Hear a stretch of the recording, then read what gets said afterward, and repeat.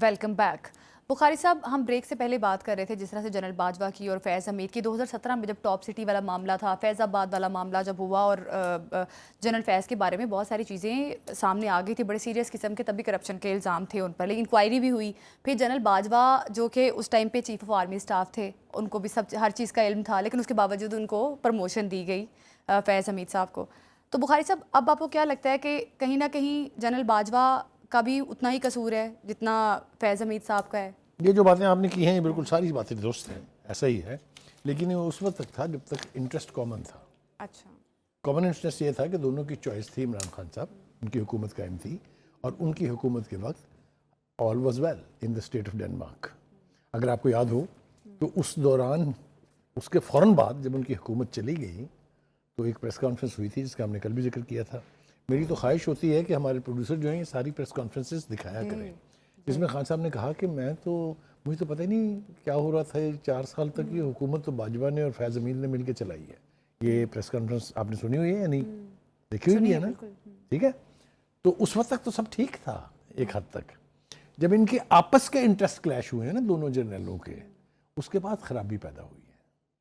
تو پہلے کے جرائم جو ہیں اس میں سب شامل ہیں, لیکن جو اس کے بعد کے جرائم ہیں ان کی نوعیت بہت خوفناک ہے, کیونکہ اس کی نوعیت میں 2 چیزیں ہیں. ایک, آپ فوج کو تقسیم کر رہے ہیں ایز این انسٹیٹیوشن, جو ماضی میں کسی نے کبھی کوشش نہیں کی, نہ یہ ماضی میں ہوئی ہے نہ اب ہوگی. اور میں سمجھتا ہوں کہ اس وقت جو جنرل عاصم منیر ہیں وہ ہی sits in a very comfortable position, he is well settled in the saddle, کیونکہ وہ جو ایک سکیننگ کا پروسیس ہونا تھا وہ ہو چکا ہوا ہے. میں نام یہاں لینا نہیں چاہتا ہوں, بہت سارے لوگ جو ہیں گھروں کو بھیج دیے گئے ہیں, گھروں کو گئے ہیں. نئے جرنیل جو ہیں وہ پروموٹ ہو کے اپنے میرٹس کے اوپر آ کے اب جنرل عاصم منیر کے ارد گرد کھڑے ہیں.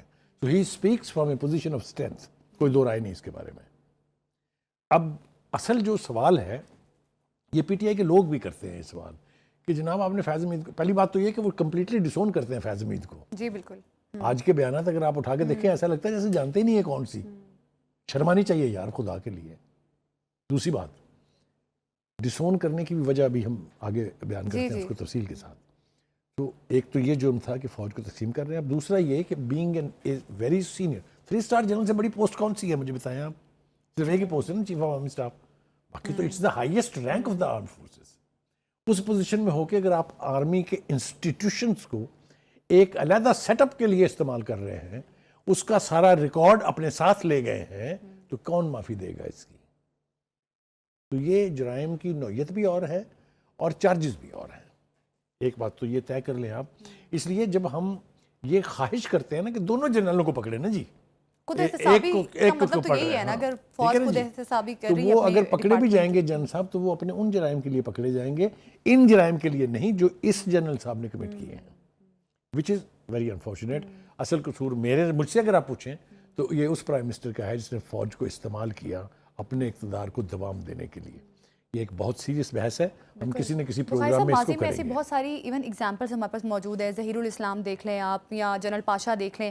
اب فیض حمید صاحب کے سارے نام ایسے لے رہے ہیں جو ایک ہی طرف کو ٹلٹ کرتے دکھائی دیتے ہیں. تو بخاری صاحب اب فیض حمید کے کورٹ مارشل کے بعد آپ کو کیا لگتا ہے یہ جو چینج چل رہی تھی یہ بریک ہوگی, کوئی تبدیلی آئے گی؟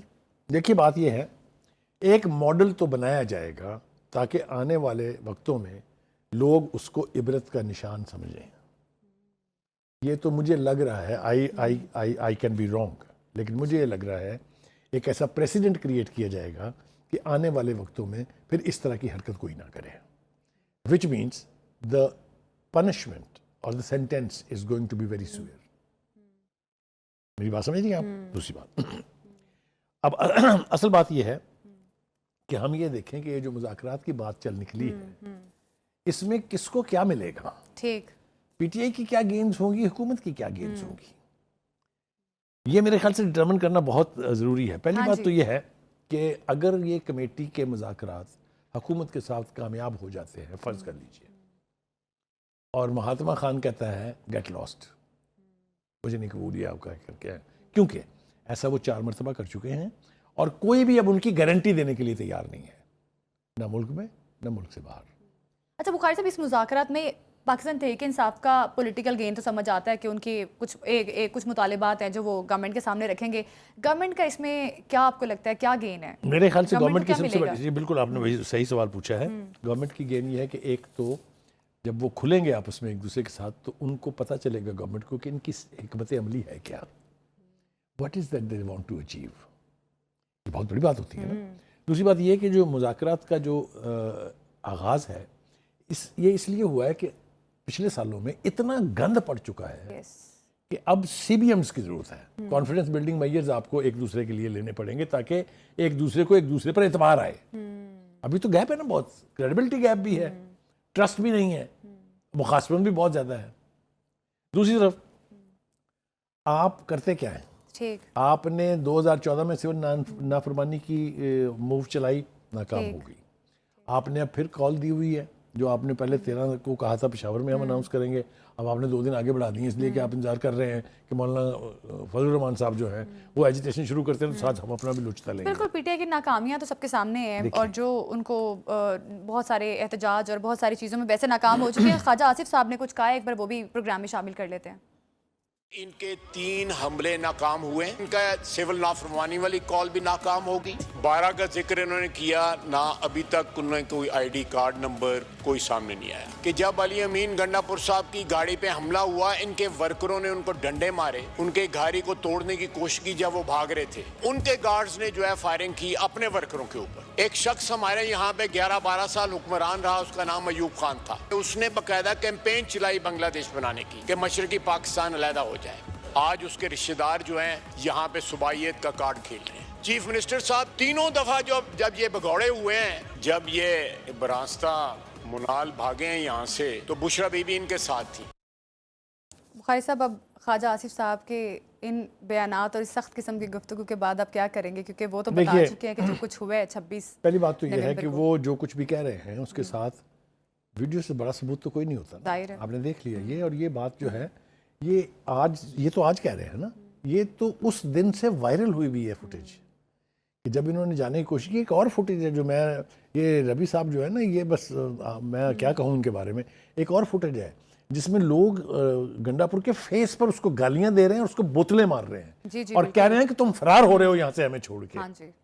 مطلب کہنے کی ہے کہ جب آپ معصوم ورکرز کو اس طرح سے استعمال کریں گے اور پھر الٹیمیٹلی ان کو اس کھلواڑ میں چھوڑ کے خود بھاگ جائیں گے. یہ پہلی دفعہ نہیں بھاگے ہیں, تیسری دفعہ بھاگے ہیں.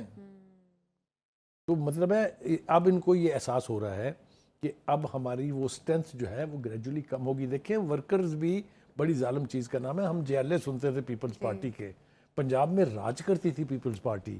4 حکومتیں اس کی جو بنی ہیں وہ 4 مرتبہ پنجاب میں بہتر پرفارم کیا تو بنی ہے. اب کدھر ہیں وہ جانثار تھے نا بھٹو کے, جان پر جان دینے کے لیے تیار تھے, لوگوں نے خود سوزیاں کی, لیکن سبسیکوئنٹلی کہاں گئے وہ. تو یہ ورکرز کا یہ بڑا ظالمانہ رویہ ایک ہوتا ہے. پی ٹی آئی کو بھی اس سے ڈرنا چاہیے. ابھی تک ان کی سب سے بڑی اسٹرینتھ جو ہے وہ ووٹرز ہیں. ہی از اے پاپولر لیڈر, کوئی دو رائے اس بارے میں بھی میرا خیال ہے ایک دفعہ سنا دیتے ہیں ناظرین کو. بخاری صاحب, اسی فوٹیج کی آپ بات کر رہے ہیں. اب آپ مجھے بتائیے, کسی نے کہا ہے کہ یہ ہمارا ورکر نہیں ہے جو بیٹھ کے گالیاں دے رہا ہے؟ تو لوگوں نے جب دیکھا کہ لیڈرشپ فرار ہو رہی ہے تو ریئیکٹ کیا انہوں نے. اینی وے, یہ تو ہو گیا. دیکھیں جناب, گزارش یہ ہے کہ اب جو کمیٹیاں بنائی جا رہی ہیں, اگر یہ کمیٹیاں وقت سے بن گئی ہوتی تو نہ 9 مئی ہوتا, بالکل نہ 26 نومبر ہوتا. بالکل, بانی پی ٹی آئی کو اس آپشن پہ پہلے غور کر لینا چاہیے تھا کہ پارلیمنٹ والی آپشن دیتے پاکستان تحریک انصاف کے رہنماؤں کو اور بہتر حکمت عملی سے آگے بڑھتے. ابھی ایک شارٹ بریک لیتے ہیں, ہمارے ساتھ ہی رہیے گا.